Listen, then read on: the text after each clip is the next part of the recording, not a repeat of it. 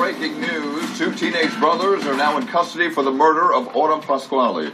The development comes after the 12-year-old girl's bike was pulled from their home. And tonight we're learning more about what led to the arrests. It is Tuesday evening. Monica Malpass is off. Alicia Verrelli joining us. And the big story on Action News is the arrest and the murder of Autumn Pasquale. Authorities in Gloucester County say a 15-year-old and a 17-year-old both face first-degree murder charges. And their own mother might have helped police in the arrests.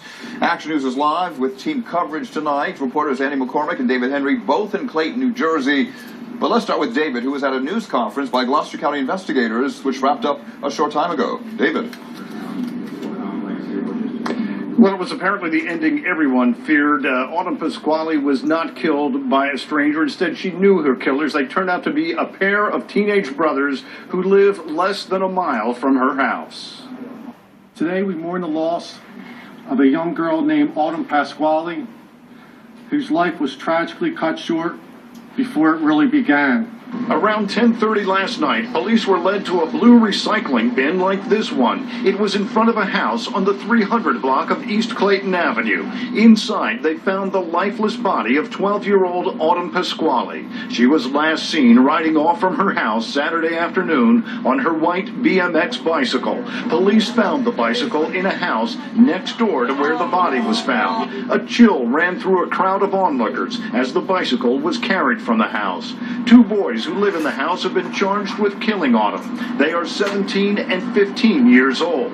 Autumn was allegedly lured into the house by the 15-year-old. Autumn Pasquale was lured to the juvenile's home. It was for the purpose of obtaining parts for a BMX bike when this incident occurred. The medical examiner has determined that Autumn was strangled to death. Preliminarily, there were no signs of sexual assault, but the coroner is conducting additional testing. Friends and relatives of the boys say they can't believe they'd be capable of such a horrendous crime.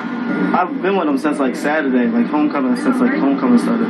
Nothing unusual going on? Nah, just regular old average, like he's average, like he gets in trouble like everybody else does.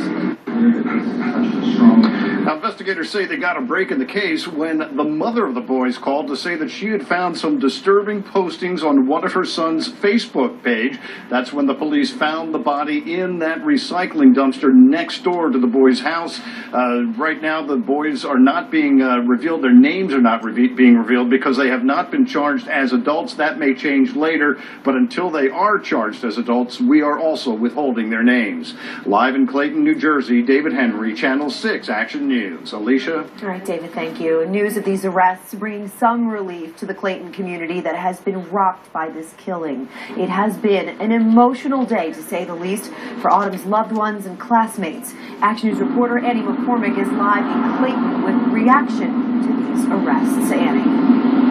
Alicia, right, emotional to say the least. Look over behind me. You can see this street is filling up with even more people. All day they have remained on the street where Autumn was discovered. But when they found out that arrests were made from people that they say live right around here, they say while police are not releasing the names, they know who the people are that are responsible.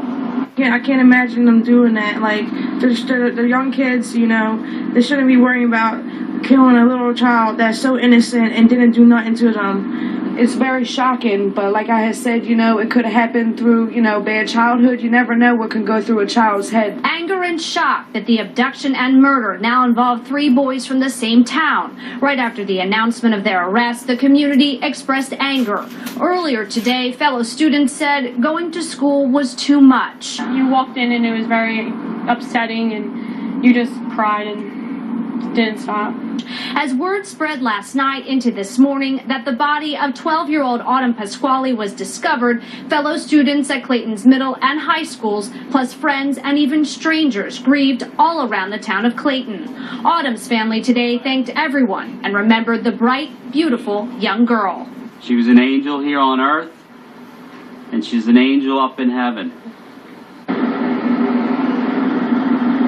And you can see that crowd is now getting larger on this street. We are told now from the superintendent of the schools that there will be grief counselors all week. Also, it's up to parents to decide if their children do need to stay home from school in order to heal and talk things out. There is also a vigil expected tonight at a local church around 9 o'clock. For now, we're live in Clayton, New Jersey. Annie McCormick, Channel 6 Action News. All right, Annie.